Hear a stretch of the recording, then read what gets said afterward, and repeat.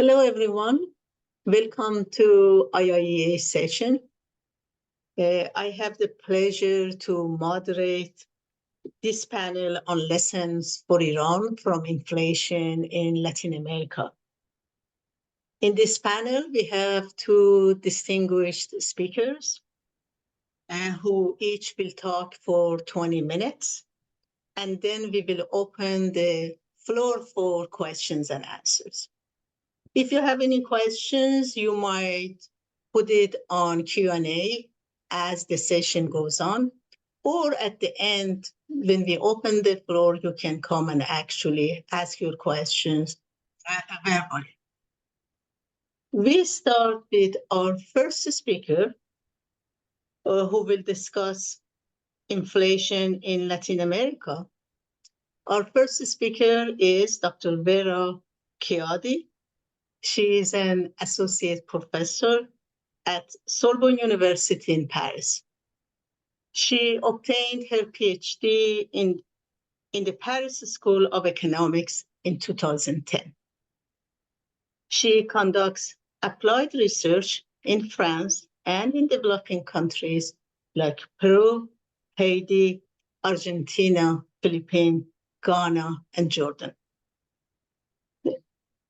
She works on diverse topics as education, labor market, child labor, and agriculture and housing.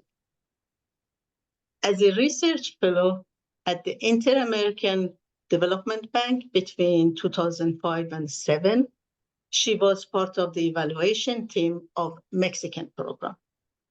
And also she has worked on the implementation of household and small enterprises survey in Haiti.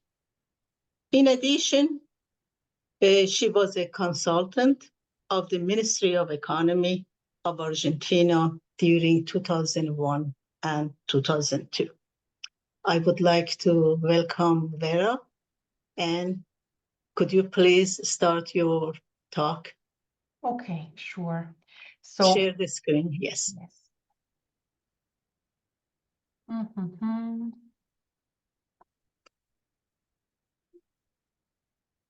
I will do very quickly. Yeah, take your time. No rush. Done. Thank you. Done. Thank you. Do you see working. Full screen? No. Could you No. share it in presentation mode? Yeah, done. Done. So Yes. first of all, thank you thank you, Ida, for the invitation. I'm glad also to be here with Adnan. I am really happy to do this because I have not been working with Iran myself, so my knowledge on Iran is limited. So I'm very happy if we can together trying to build these lessons for Iran and for what it means in my case to increase my knowledge on Iran, to see some common features and also to see the differences. I think it's a very fertile field work for the future, this South-South comparison, this South-South research. So I will start with so now it's my first slide. So the big first question is to ask whether we can really talk, if it is possible to talk about the region, the Latin America and the Caribbean as a whole.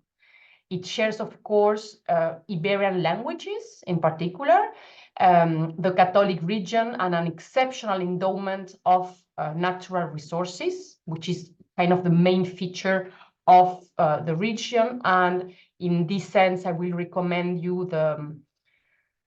I'm just saying these references in case it sounds familiar to Iran. The commodity lottery argument from Carlos Díaz Alejandro, the Cuban economist, and that it's also very interesting in terms of discussing the determinism of natural resources on development in Latin America in particular. So the region as a whole is, of course, a mosaic of peoples with a profoundly plural economy. It's the region composed of Latin America and the Caribbean, so south of United States. It's made up by 30 countries in which South America, Central America, and Caribbean are generally divided, okay, and research zones, and also the South region as well, and presents lots of differences. And so I will discuss a little bit the heterogeneity. First, it's geography, which is stretched out along the north and south axis, will create a lot of diversity of climates. Secondly, some countries were Spanish colonies, others were Portuguese colonies, and still others were under British, Dutch, or North American domination. Some countries based their development on mining, others on large-scale plantations. Some agricultural products, some commodities were intensive in labor, and some others more on capital. And they were more or less so dependent on labor and also on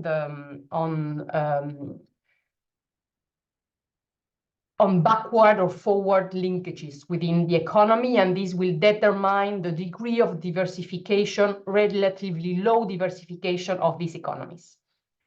So some are very open to global economy. Of course, it depends how we measure it, while some others are or were protectionist, and they focus on their local domestic markets. Finally, not all have gone as far as in the process of industrialization. In addition to these specificities for the nations, the economic destiny of the region population is not homogeneous within a single country. Afro-descendants earn less on average than descendants of Europeans. Indians are overrepresented among the poor, and generally speaking, the economically dominant positions are held mainly by a white elite of European origin. So there are still enough common features, similar or joint development and trends for us to be able to speak of a Latin America economy. I will come back to these general trends of the region as stylized facts at the end of my talk.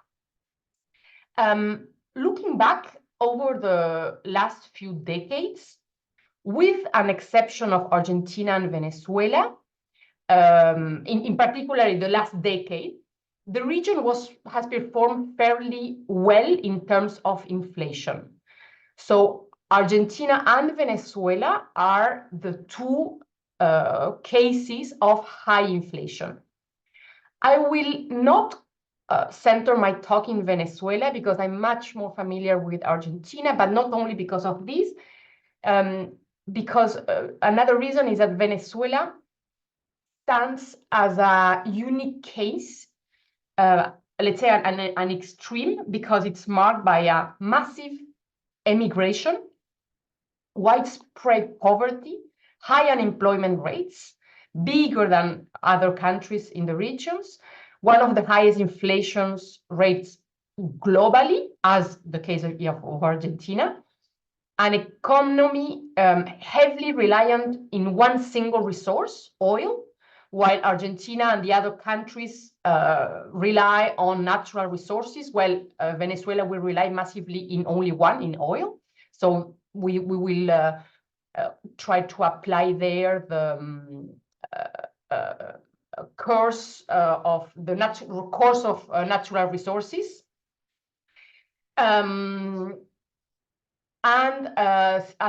then also nearly a non-existent political opposition, and as some significant challenges to democracy as well, and individual freedom. Macroeconomic volatility is a constant, so this is part of inflation. Macroeconomic volatility is a constant in Argentina's recent economic history. Argentina was marked by, if we see the economic history of Argentina, it is marked by these stop and go economic cycles. And beyond the particularities of each episode, economic crises have always involved elements of the typical balance of payment crisis: massive capital outflow, loss of international foreign exchange reserves, and nominal depreciation of the exchange rate. Argentina has changed the denomination of its currency 5 times. The currency has lost 13 zeros since 1899. I will just show you here in this slide all these different types of this currency. So we are at the back, or at the bottom, of course. And these are the 5 times of the 5 names of the currency. I don't know, maybe it's the same for Iran. I don't know, if we compare the same period, of course. So what are the explanation of inflation? If we want to try to give this a full list and trying to be fair with all these explanations. After the pandemic, so there is this post-recovery, post-pandemic recovery, all countries in the world globally were experiencing a transformative economic recovery because the demand starts again, causing prices to rise because there is an excess of demand, and also because there were some transport issues worldwide, so there was growth with inflation. And later, as an effect of the Ukrainian war, it also has an effect on prices. But let's stress that in the case of Argentina, inflation had existed for a very long time. We are currently very near to a hyperinflation. In the last, the last hyperinflation was in 1989 and 1991, just before the start of what we call the currency board, that it was a pseudo-dollarization because there was this strict exchange rate between the national currency and the dollar. So as I was saying, the Ukrainian war will lead to a reduction in the supply. So there is a scarcity problem. So the prices rise even more, as do the prices of oil and energy, which are basic inputs, and therefore they are interlinked.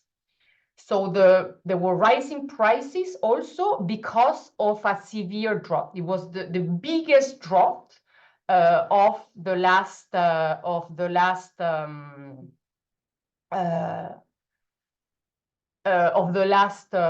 century. It was one of the highest drops. I will come back later also to this drop. Then we do have 2 big explanations on inflation. On the one hand, we have the most orthodox version, but still we can say that there is a certain consensus on this. And so this first explanation, this more orthodox one, is that inflation is due to depreciation of the currency, but more generally to the money issue, to the monetary emission that finances the persistent fiscal deficit. What happens is that there is a huge fiscal deficit. There was a huge fiscal deficit until December 2023.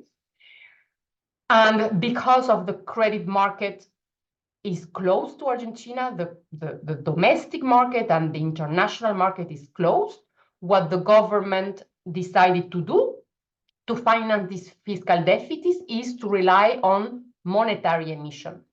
So there was a huge amount of currency in the markets, so the speed of the circulation of each peso of the currency was increasing quite a lot.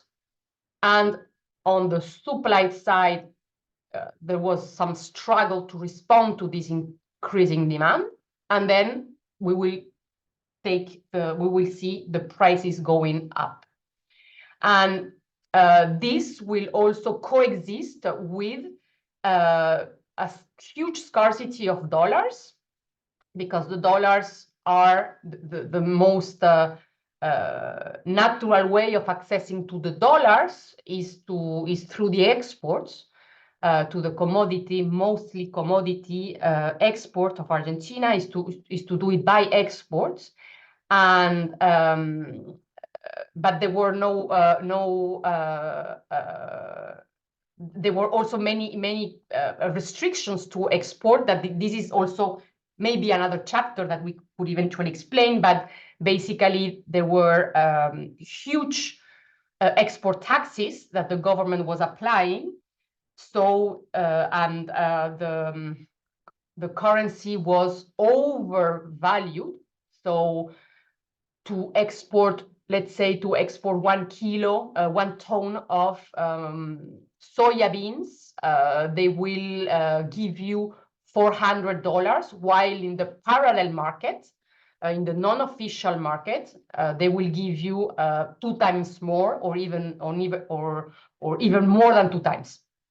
So what happened is that there was no incentives to export. So there was this limited capacity of offering dollars, and then we had also this parallel market for dollars. So we had 2 prices of dollar: the national one, with a lot of restrictions, and the other one more open but illegal, and there was another price.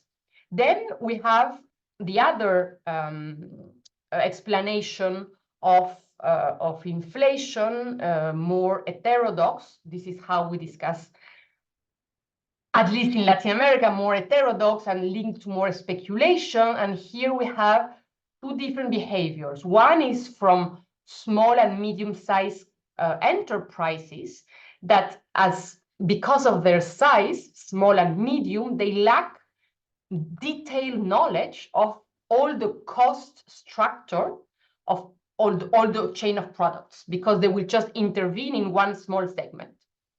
And they are very quick to notice price variation, even if they are unjustified, and even if the impact of the devaluation on cost is minimal. So they will transfer these small price variations and also small devaluations of the currency of the second, of the parallel, of the non-official one.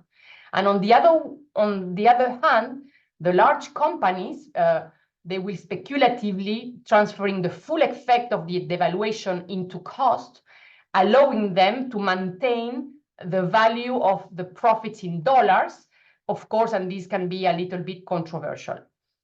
But let's say that the memory of inflation in Argentina is deeply rooted. So, and it's part of our history, and so the expectations are extremely reactive.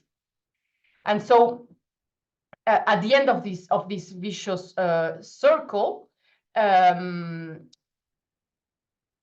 so we have, of course, inflation is also due to currency depreciation that is linked to the political risk, the country risk. So this extra point of interest rate that the country needs to pay in comparison to the North American rate.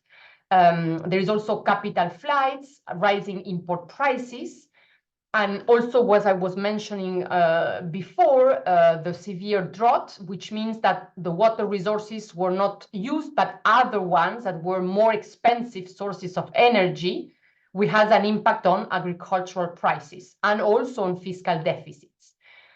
And rising commodity prices are good for countries like Argentina because they can capture export type taxes, but it's not good for poor people. So this will lead, of course, this high inflation will automatically translate into a rush to the dollar. In the past, particularly in 1930s, it was common only for the elite to follow the dollar closely. Today, the US dollar, the United States dollar, is being popularized, and it's much more widespread. This phenomenon can be seen, for example, in the radio news. Every morning, you will hear in any radio in Argentina the weather predictions for the day, the road traffic, and the quotation of the dollar. And so in this sense, as I was saying, that there is a long memory of inflation, long history of inflation, in the same way that corruption has become kind of like a commonplace and accepted, inflation can be also gradually be perceived as something normal. It was the case until this change of government. So when I am talking about the situation of Argentina, I'm trying to disconnect a little bit from the current discussions of features we have now, because there was a change of government and a radical change of policies. So what happens with when we have this high inflation? What happens with trust? We have many sources on, for example, the Latino barometer. Then there is, of course, the Arab barometer as well. It shows that the confidence, not only the interpersonal trust, but confidence regards the institutions as the central bank, the national currency, the school, the parliament, the police, are among the lowest in the world, followed by the Arab League countries. And then we also have the World Value Surveys, which also have similar results. And in this case, we have that more than 60% of Argentines believe that freedom is more important than equality. This is also the case in Ecuador, in Colombia, in Germany, in Nicaragua, in the United States, in Uruguay, and Venezuela. And however, there seems to be little correlation with the government alignment, whether if it is left or if it is right. Whatever the political orientation is, whether left or right, the preference for freedom far outweighs the preference for fairness. Brazil has very balanced responses to this question. So let's, again, until December 2023, inflation will lead to very regular collective renegotiation of wages. So wages will run after inflation. They are constant wage adjustment. And it's and as I say, this very dynamic consumption is very important in big cities, because money is worth nothing very quickly. So in parallel of this, and it's of course coherent with this situation, there are a lot of restrictions on buying dollars, because the government wanted to keep a relatively national official exchange rate. So there was, for almost 2 decades, on the last 2 decades, a parallel market for dollars. So then of course, the inflation is related to the budget, to the deficit on the fiscal budget. And it's a very delicate situation, and because there is a great uncertainty about the country's ability to pay its debt. So we always live with the shadow of default. It's an event with, of course, devastating economic and social consequences, very high inflation rate, poverty. So it's not the first time in the history, but it has special features. The external debt is, of course, in dollars. So Argentina needs dollars to pay the debt. And so we need to export to get these dollars. And all around the agricultural sector, which would also collapse with political and structural interest, and also depend, of course, on the climate. Argentina doesn't have access, as I said, to international credit market, and given this uncertainty, Argentina gets credit at very high cost. So the risk premium is 2,000 points, so it's 20 percentage points more than the United States. And the disbursements they will ask Argentina are of very short term. We can recall the IMF loan in 2018. It was the biggest loan the IMF ever gave. So it was about $44 billion. And this will involve permanent renegotiation of the debt, in particular borrowing more to repay the IMF, because the main source of funding is the IMF under this program that will come, of course, with many conditions. And so there were different agreements. And let's think as the IMF kind of replacing the private sector. Okay. Vera, I don't want to disrupt you. You have very good discussion. Could you please wrap it up in a few minutes so we can come back to you during questions and answers? Sure. Thank you. Yeah, so I was thinking on discussing, we can discuss maybe later what happened in 2001 and what we have called the vulture funds, the holdouts as well. Also, we need to take into consideration that inflation will exist with a high incidence of poverty. It's 40% of poverty, it's more than 60% for children.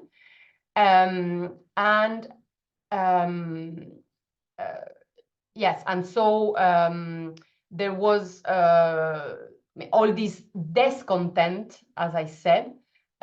Citizens will suffer from a disaffection with the political class, is shown by the coming back of the rage of 2001.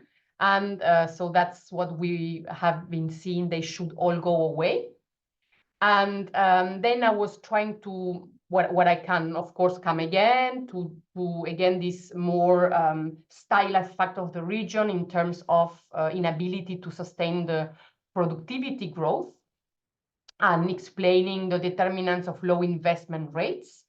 And last but not least, I just published this month a book in French, for the ones that read French, that is called L'économie de l'Amérique latine, so Latin American economics, for the ones that will be happy to read in French. So yeah, so I can maybe go back later to my other slides if there is time or questions on this. Thank you. I'm sorry I took more time. No, you did well. Thank you very much.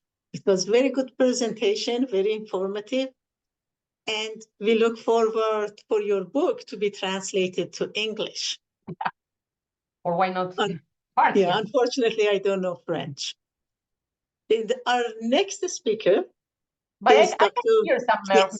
merci, some words in French. Our next speaker is Dr. Adnan Mazarei. He is a former deputy director at the International Monetary Fund, where he worked on resolving various financial crises in emerging markets.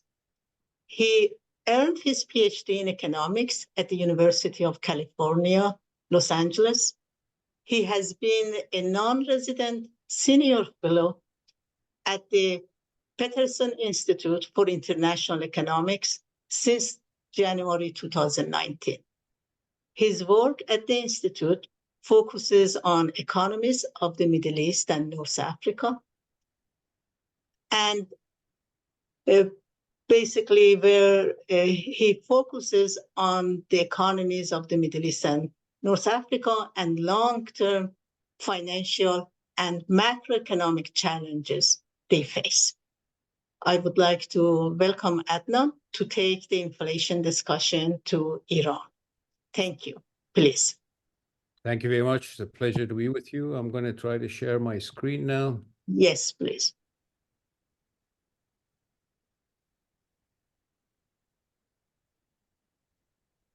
Okay, very good. If you go to presentation, yeah, thank you very much. Thanks. Okay. I'm having a problem with little. Bear with me, please, just 1 second. Okay. I need to get rid of the panelist list here. Bear with me, please. I have something. You can move the screen of the panelists to the side. Done. Thank you. Sure. I am going to focus on one question, inflation. And I'm going to try to answer this from a policy-making perspective. I am going to first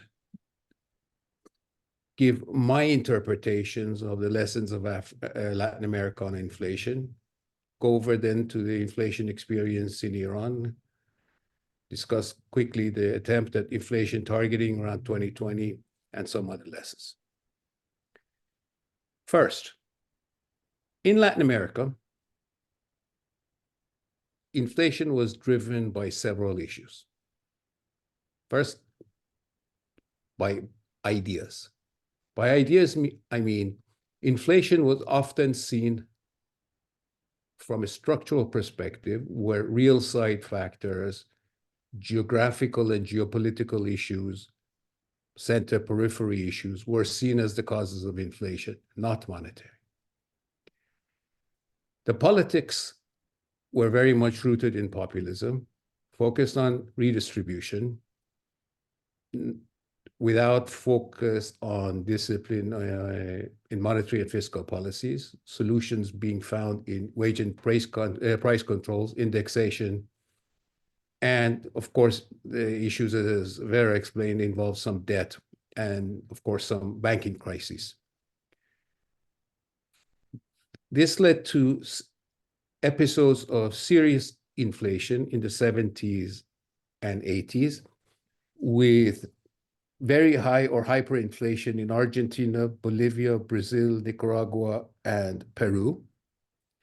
A number of exchange rate based, especially solutions and packages were put in place. Fiscal was not addressed, and eventually these did not work. Starting around the mid-90s, the tide changed. A new set of policies took over.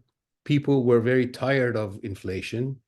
There was, in the sense of ideas, a recognition of the role of monetary factors, greater emphasis on fiscal control and flexible exchange rates, central bank independence, inflation targeting, and deregulation.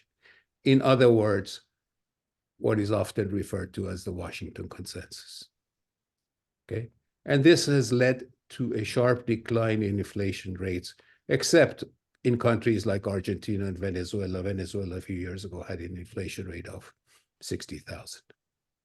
More recently, they've done quite well, to the point that they were ahead of the curve internationally in raising interest rates and fighting the inflation consequences of the COVID pandemic. Now they face the need to actually lower rates because as inflation has been coming down, the real rates have stayed too high. In Iran, we've also had a populist background, but a populist background in the midst, in the context of a oil rentier state, strong tendencies to toward redistribution. We've had somewhat large, but not as large as one would expect, budget deficits, significant reliance on quasi-fiscal operations through the banking system, especially through the central bank. The Iranian situation is, of course, has been colored by sanctions, frozen assets, and exchange rate shocks. And not many Latin American cases have had this, except Venezuela, of course. We've also had serious banking sector problems, massive but hidden in a way, non-performing loans, and the banking system has also become a part of the political economic structure's method of distributing rents. For example, banks have become company owners, real estate owners, the prices of which have been rising fast. So in a way, they've become, in some ways, the beneficiaries of inflation.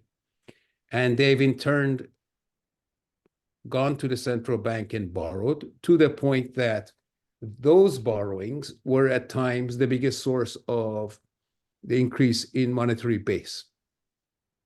And of course, there have been, the corporations have been borrowing from banks indirectly, of course, some state corporations borrowing more directly from the central bank. The big difference is Iran has avoided hyperinflation. As bad as things have been, we've avoided hyperinflation.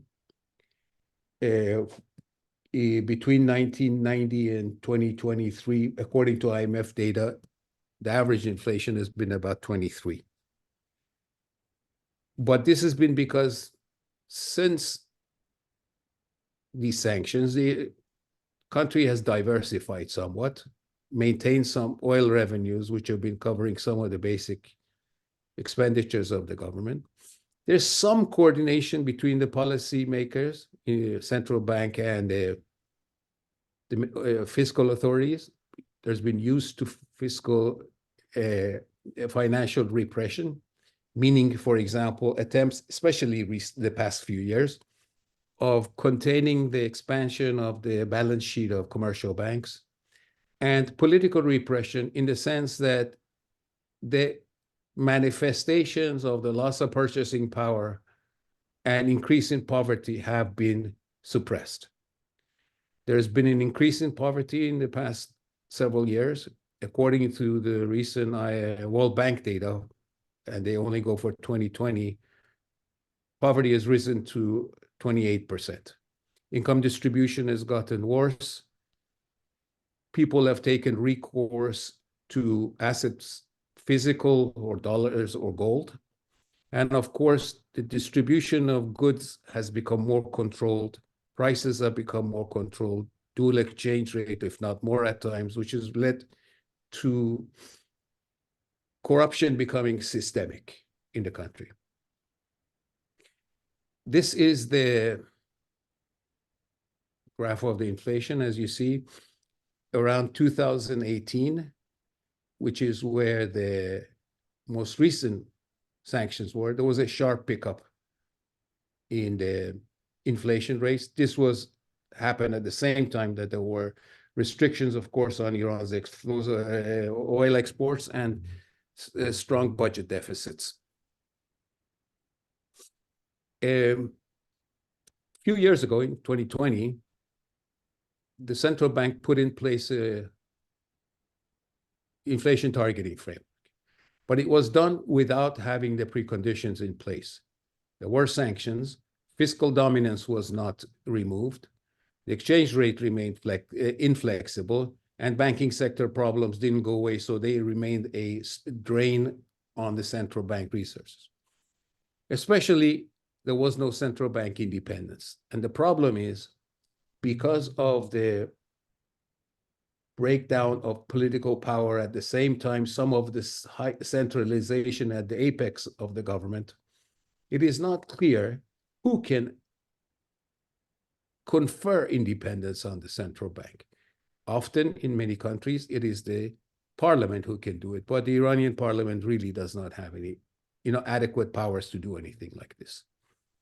They set a target of 22% for that year and turned out to be much higher, around 40-something%. The experiment ended quietly and quickly with some damage to the notion of inflation targeting. Some lessons for Iran from Latin America.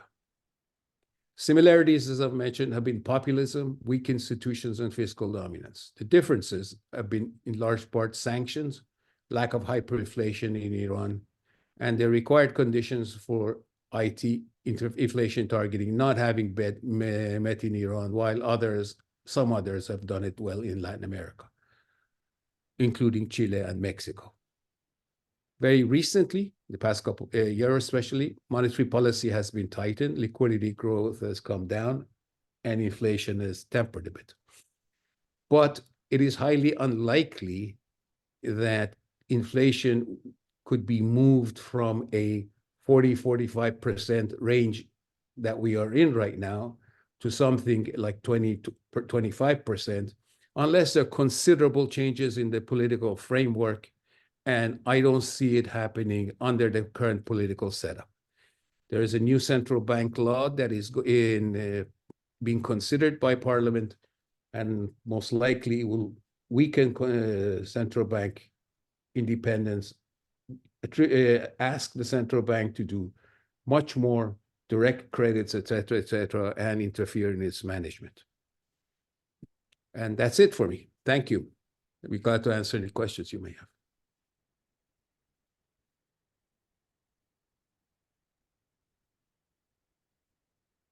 Okay, thank you very much. It seems some people have problem with connection, and I was trying to check on the chat.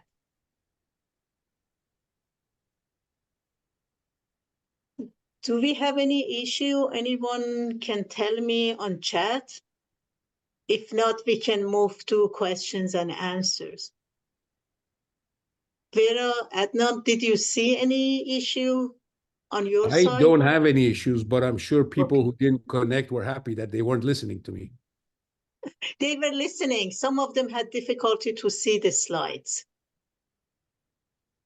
But it was very good presentation. Thank you, Adnan. Very good points.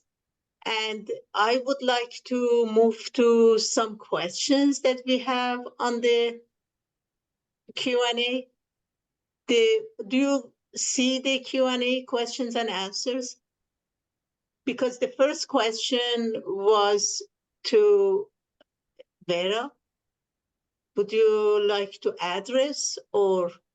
Sure. It says it's from Amal. I will read it. You can read it, or I can let her to come and ask questions. Anyway, you guys are comfortable and you want. Do you want to read it and answer? Sure. And then if she has more discussion, I can let her to talk. Sure. It says, what social safety nets were put in place to support vulnerable groups during this crisis? As in mostly the most countries in the region, conditional cash transfers, so CCTs, at different levels. So this was and how they were funded. So this is the big questions. So with monetary emission, so with no independence of the central bank, in short. So yeah, this is the fiscal deficit. Partially, the fiscal deficit was explained to the social assistance during the pandemic, and before and after as well. And also some prices control, as you, Adnan, said as well. In Iran, if you are listening, you are in. You can discuss it also if you have more questions. Adnan, sorry for interrupting you, please. No problem. Iran has a system of multiple and sometimes overlapping social safety nets. Okay. Since the revolution, it has been effective in many ways to give some protection to people. More recently, under Ahmadinejad's government, there was put in place a cash transfer system, but the value of the cash transfers, unfortunately, was eroded very, very quickly due to inflation.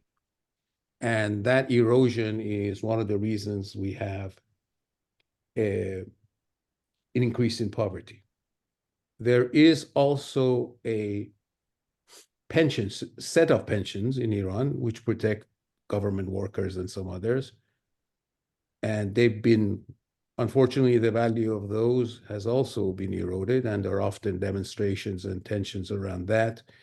The big other problem due to those pensions is that the government is accumulating contingent liabilities. So although Iran's public debt is around 30% or something of GDP, in fact, including contingent liabilities, it is much higher, and it is one of the reasons that the prospects for controlling inflation is also dim. Thank you. Thank you. Amal, are we done with this question? Do you want to continue? Otherwise, we move to next question. No, I'm fine. Mr. Adnan mentioned some points that I wanted to pursue further. Thank you very much. Thank you. Now, moving to next question from Mr. Mirzaei. You may talk and ask your question. You are in. Are you there? Okay, then we move to Fatemeh.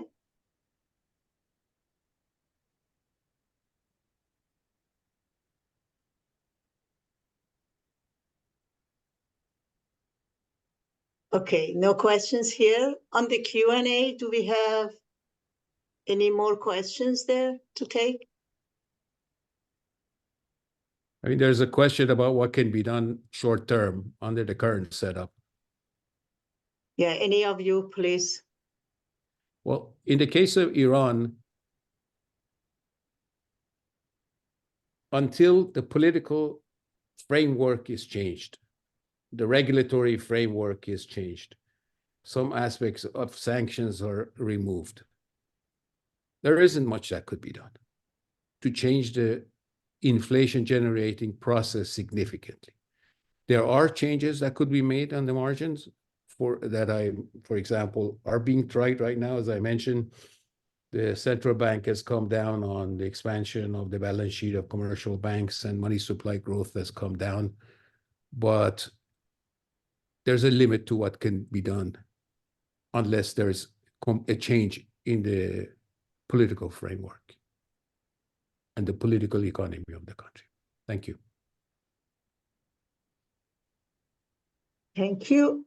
Ramin, do you have a question?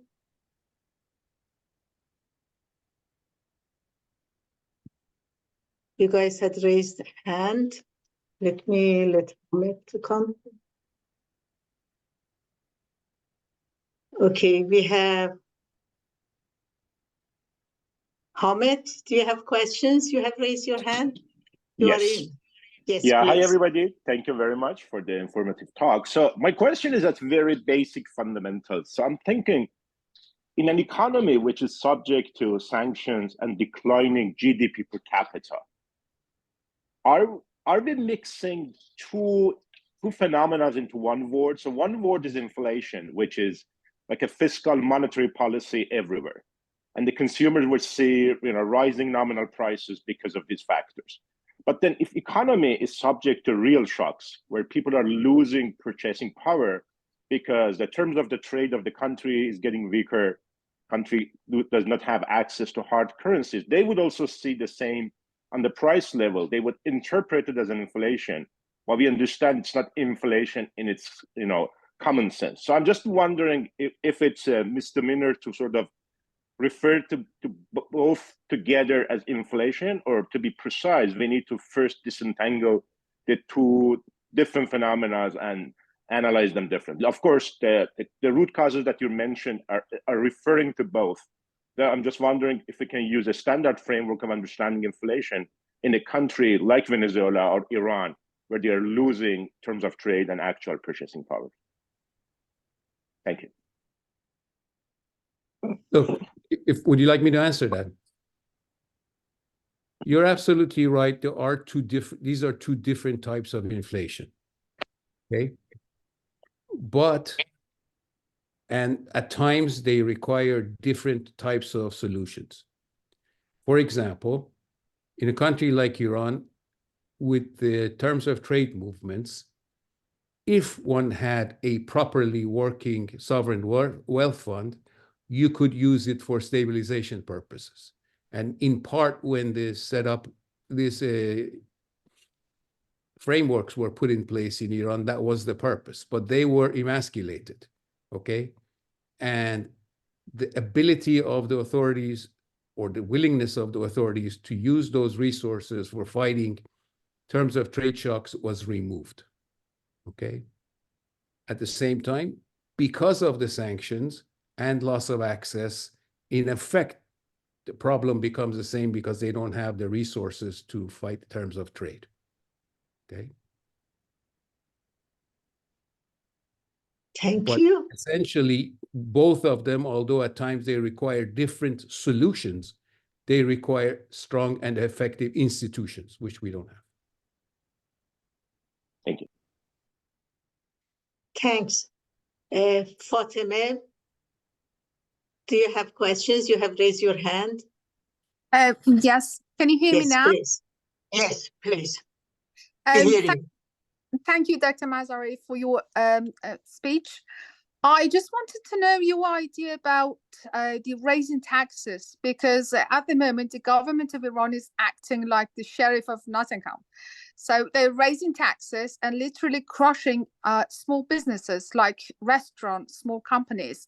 So do you think that in the short term and also long term, what would be the consequence? Because some companies, even some restaurants, I don't know, some small shops that are declaring bankruptcy and they're going out of businesses.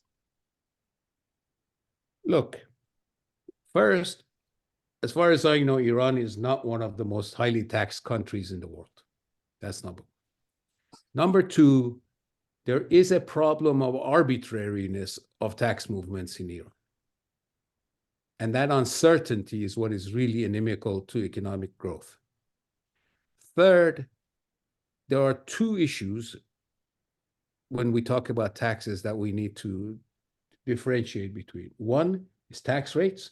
Second, tax administration, okay? Iran has a value-added tax system, which is fine. Corporate taxes, however, are a completely different matter. They're often exempted, given exemptions to some companies, especially favored corporations.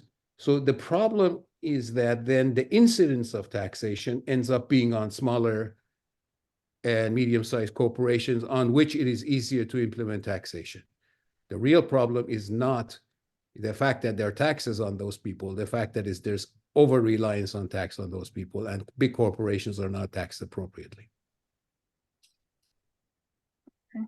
Thank you. Thank you. I just would like to add, this is very, very interesting because it's the same in Argentina. So this idea of the arbitrary aspect of the fiscal policy is the same as corporations, firms rely on exceptions that we don't really understand. They do not look very rational, and on the same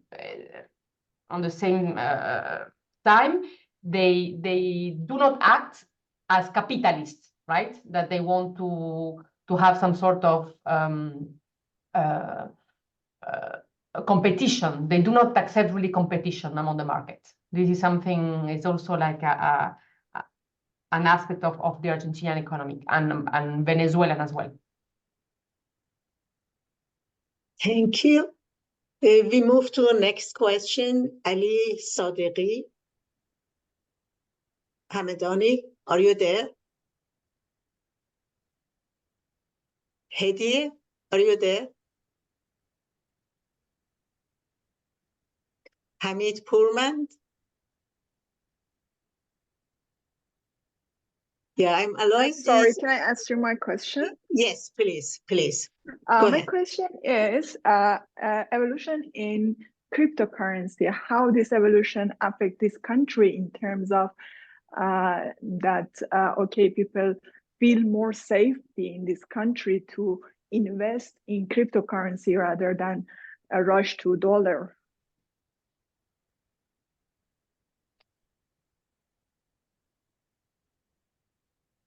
Any of you wants to answer that? Vera, you want to go first?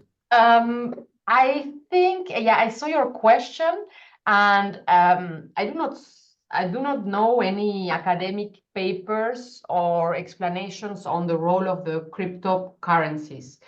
There are only one or two Central American countries with high incidence of cryptocurrencies, but for the moment, I don't think there is a big issue on this.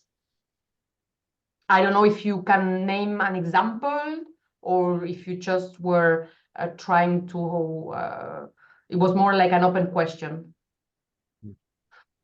I saw recently a paper, I can't remember the name because it's presented in my university, by has a school related to cryptocurrency and the benefit of these countries in terms of more government rather than people, has a benefit through this evolution of the cryptocurrency, and how the regulation of these countries can impact this welfare for general people. So I'm kind of thinking that in terms of instability in the banking system in these countries, people probably trust more cryptocurrency rather than dollar, and this can accelerate kind of inflation in these countries. In terms of Iran, look, first of all, a general statement. I'm not a big fan of cryptocurrency. Okay. It is helpful for some people who want to avoid the commercial banking system in their own countries. Okay. But often these people are exposing themselves to huge price movements, sometimes theft of their assets. And I think a lot of people are going to end up being sorry then they got into it. The solution to Iran's problems is not cryptocurrency or avoiding the banking system. It's just to fix the problems, in my opinion. I may be wrong. Thank you so much.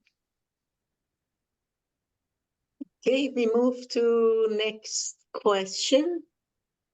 Hamid Purmand, are you there? Do you want to ask your question, or Nader Habibi? Yes, thank you. I'd like to ask Dr. Mazarei about the apparent disconnect between the reduction of the rate of growth of money supply in the past 2 years, 18 months, and the fact that it hasn't had an impact on inflation. When we look at the history of monetary policy in Iran, going back to past 20 years, there have been periods where the central bank has been able to effectively reduce the inflation, perhaps temporarily, but they have been able to bring it from maybe 30% to 15% for a period. Is it possible that, I would like to really hear your explanations, but is it possible that while the money supply is coming down, or the growth of money supply, perhaps there is some kind of a slowdown in production, which still means that you would have inflation? Or are there any other possible explanations for what is happening? Or perhaps there is a delay that we can see a reduction in the rate of inflation in the coming months. Thank you. Sure, good question. Look, what happens in a country like in Iran, where there's so many institutional changes and interventions and sanction and tightening of sanctions or threat of strengthening of sanctions, some of the immediate and direct links between money supply growth and inflation go away. And especially in countries that have already had a history of sharp exchange rate devaluations, price setting becomes often very, in the short term, certainly, closely linked to exchange rate movements. Okay. So, for example, in the last year or so, or in even the last few months, although the control of the money supply is improved, the exchange rate has depreciated, often because of political news. And prices, have been very much linked to exchange rate movements and not necessarily to the short-term movement decline in monetary aggregates.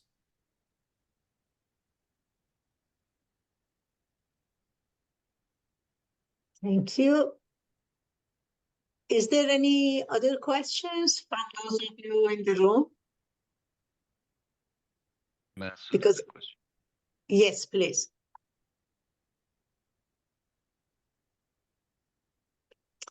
Okay, no more questions?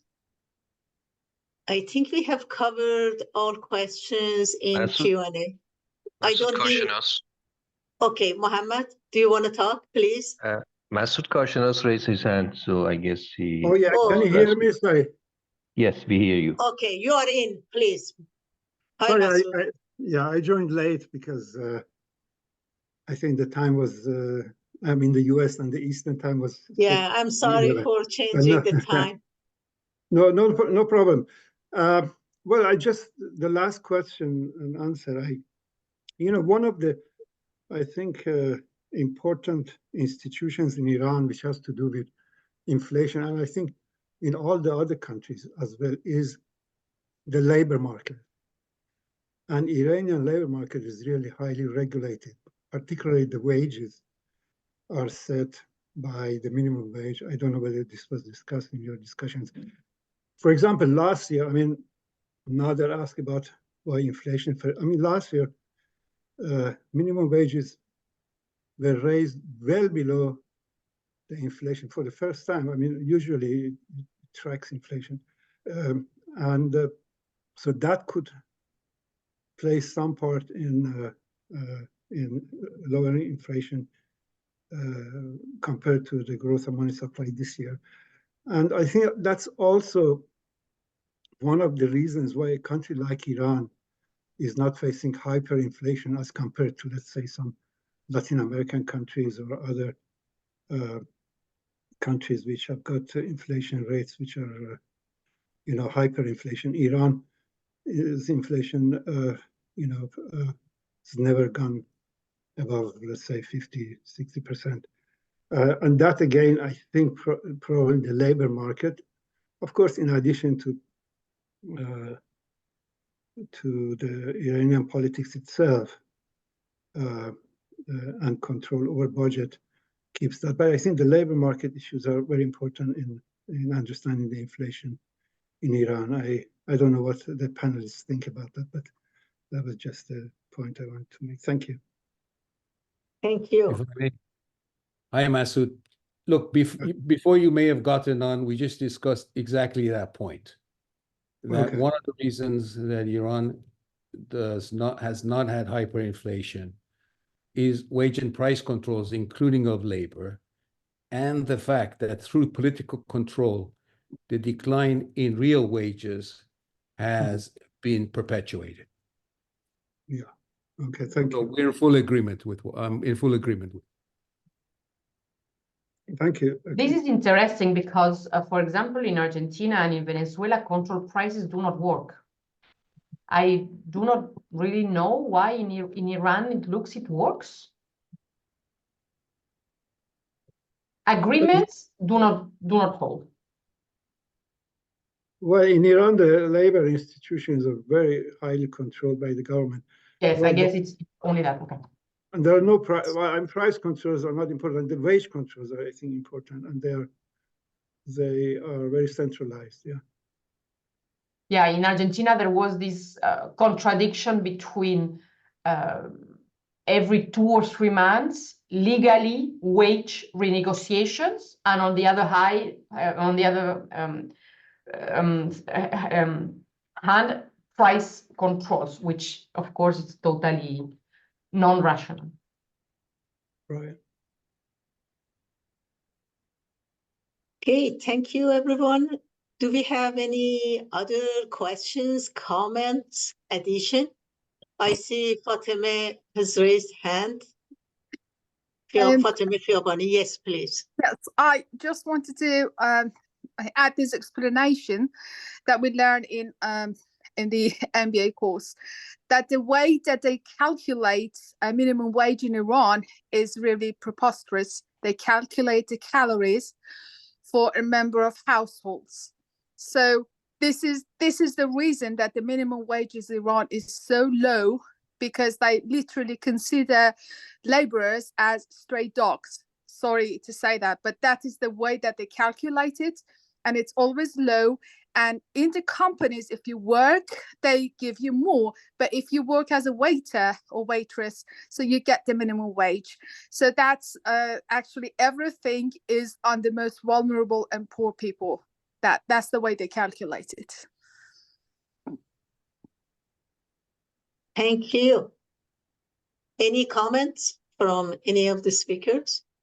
Please. Not on that. There was a question about what did I mean by central bank independence? If you'd like me to answer now, later, never, you let me know. Sure, go ahead and answer. What I mean by central bank independence is the following. Central bank independence has two dimensions. First, goal independence. That means the central bank is in connection with some regulatory mandate from the legislature or somebody, is given a direct target for something that needs to be done. In this most strict version, there are some countries like New Zealand who are told the price has to gravitate toward 2%. In more relaxed circumstances, it's never put in law, like the U.S. Federal Reserve. There's a understanding and a declaration that it will be 2%, but it's not written in law. So as opposed to many, many other objectives. Second, once that goal is set, the central bank has the choice, independence to choose which targets, tools to use to achieve that target. For example, in countries that have effective inflation targeting, they can use the interest rate, okay? In Iran, of course, there is a plethora of interest rate controls, et cetera, which prevent that. So we don't have either goal independence or independence of the tools to get there. Thank you. Thank you very much. Any comments, questions? Some of the participants have asked if you can share your PowerPoints later. If you can email it to us the way you want to share, and then we can put it on the website or email to participants. We can do that. Thank you. Okay, I see more questions. The question on Q&A is Adnan for you. Do you want to read it from Mustafa? It's about household debt. I honestly don't know much that I can remember at this stage about household debt that I can respond to meaningfully. I just don't have the presence of mind to remember my numbers. Thank you. Vera, you have worked some on poverty, on the impact of inflation. Do you want to comment on Argentina or any other countries, how it affects households? I've been working on a lot of impact of social programs on poverty, but not really inflation. So not the mechanism of inflation. But of course, it will. Inflation is a mechanism of impoverishment. And in that sense, it's unless we have regular negotiations of wages, I mean, inflation is not recommended for poor people, and in particular, it will be it is highly correlated with this 42% of poverty as in November 2023. Is there in the audience, in the participants, they are studying at some point in Latin America, they are doing their master thesis or PhDs related to Latin America, or not much? Anyone in the room would like to comment? I'm happy to. Yeah, we will provide your email Great. to participants. They can contact you. Yeah, when it comes to Iran, as you covered it, Adnan covered well, when it comes to wage control and price control, what we see, we are seeing decrease in real wages. And from there, we can see the impact on households and their well-being. I'm sure in countries that wages are not indexed to inflation, we would see the same phenomenon. Yeah, but still in Latin America, there is a decrease in real wages because the inflation is higher than the wage increase. That's correct. Thank you. Any comments, last comments or questions? Anything anyone like to add? Can I Masoud? say, yeah.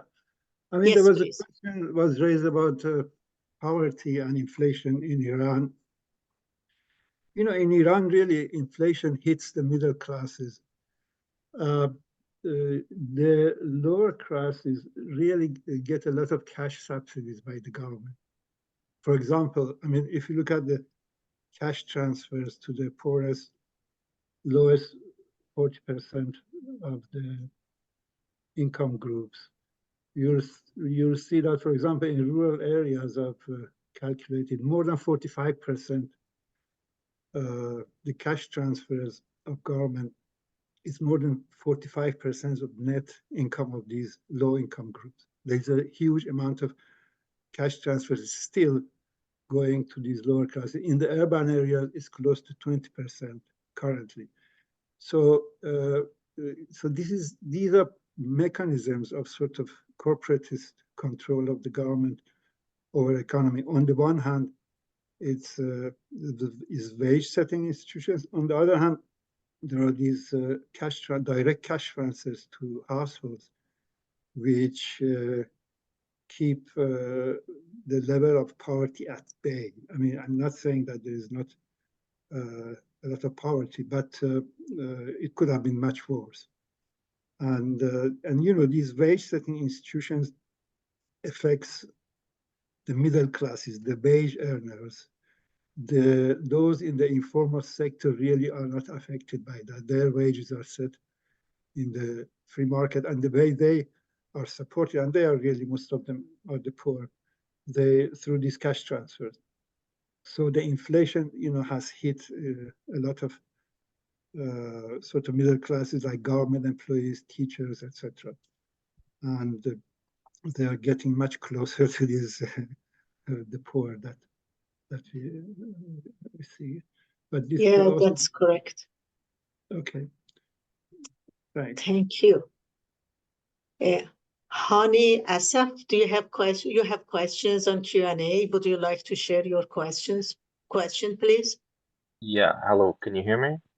Yes, we do. Yeah, okay. All right. I mean, the question is in the Q&A, but I mean, it's relevant for Iran and other Latin American countries that basically they go for mostly exchange rate policies because they want to simply achieve a political victory, that they manage to control the crisis in a way. But what should the priority be for a government in this kind of situation, a government that's suffering from chronic inflation? Should they go for exchange rate policies because it's basically the first side where the inflation shows, or inflation targeting policies go for more cost efficient ways, or for simply more poverty related policies, poverty alleviation and these kind of things, and not go for the short term policies that use, as you stated, unorthodox or heterodox policies that will basically be successful at best on the short term, but not treat the underlying causes or symptoms. Thank you. Any of you would like to take the question? Answer. Look, I think you answered your own question. The issue is, what are the underlying factors? Chronic inflation usually means problems in the budget and monetary policy frameworks, okay? When those are not fixed, you cannot fix the problem with an exchange rate issue. And also you cannot fix it seriously with incomes policies, because you're always you're fighting the last war. And by definition, almost you're losing. In Iran, we had subsidies, we've had controls. They only work in the short term until the inflation erodes the value of those transfers. And the issue, as I said, go to the core. The core is usually monetary and fiscal policies. Sometimes there are shocks from outside that need to be you need to ride through them, but chronic problems, you need to go to the source, and those are usually budget and monetary. I don't know how Vera thinks about it. I honestly, I totally agree. And I think I'm not going to say which is the good example or to give a recommendation, but I will say that Argentina is not a good example. And you just said it, Adnan, in terms of the combination of a fixed exchange rate and at a devaluated, right? Devaluated exchange rate plus income support policies, fiscal deficit, huge monetary emission is not the way. Living with high inflation is not the way. Is not a recommended mix combo of policies. I noted that the annual inflation in Iran is 22%. Just to give you an example, and of course it's much more than Iran. In Argentina, in January, it was inflation was 22%, and in during 2023 we got between 10 and 12 as an inflation rate. And of course, for food prices, inflation is higher. So this is an average, right? And for food prices is higher. So of course, it's even worse for the poor. Yeah, in Iranian case, even the formal inflation number may not capture the real value of inflation. Basically, what people are experiencing, as you said, more on food prices, and inflation when it comes to food is very high. And not just food, rent, housing prices. And poor people will dedicate a higher percentage of their income to food consumption, of course. And yes. I like the expression that they are fighting, that the government is fighting the last battle. It is, they are still fighting in the last battle. So I like that expression. It's following the market, right? It's not the government leading transformation. That's true. Thank you. Before asking for last comments, I would like just to mention on the chat, we have posted IIEA membership link. Those of you who are still here, if you are not a member, we would like to encourage you to become a member.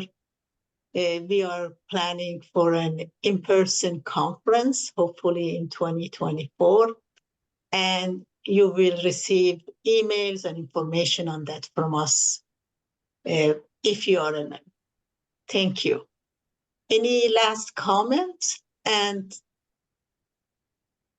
anything presenters would like to add? Anything not covered? Anything from the audience in the room? If not, I would like to conclude the session.